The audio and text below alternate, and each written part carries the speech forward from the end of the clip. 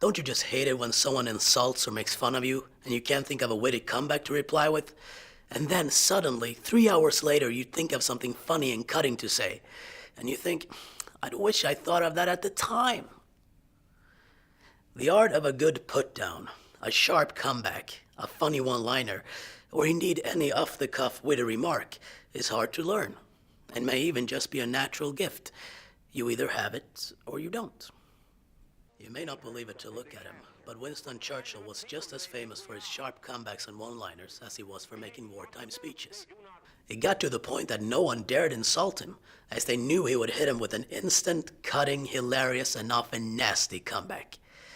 Take this one, for example. When a woman called Lady Astor said to him, "If I were married to you, I'd poison your coffee," Churchill replied, "If you were my wife, I'd drink it." Whoa, now that's sharp. Another famous example is when the renowned playwright George Bernard Shaw left Churchill a note inviting him to the opening of his new play. "I'm reserving 2 tickets for you for my premiere. Come and bring a friend if you have one." Churchill wrote back, "Impossible to be present for the first performance. Will attend second, if there is one." Not bad, huh? The effective comeback is a bit like fighting fire with fire. The structure and the content of the comeback reflects the structure and the content of the original insult, only funnier and often nastier. The comeback, or its close cousin the put-down, are 2 of the nastier forms of wit. Wit, however, is not just about being nasty or even funny. It's about being clever. The wittiest man in the English language is generally held to be Oscar Wilde. Wilde, an Irish writer living in 19th century England, became renowned for his witty one-liners.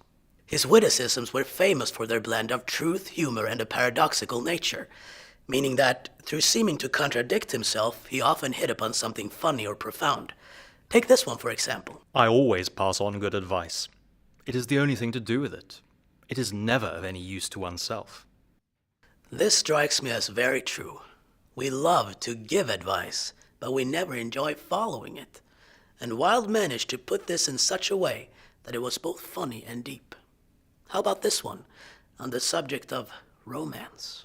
Men always want to be a woman's first love. Women like to be a man's last romance. Wilde went to the U.S. to do a lecture tour, and on arriving at customs he was asked if he had anything to declare.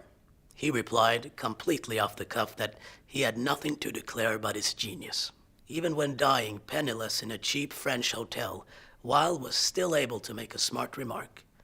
Looking up at the badly decorated room, his last words were, "My wallpaper and I are in a battle to the death. One or the other must go." Even in his last moments, it was in Wilde's nature to be witty. Perhaps some people are just born that way.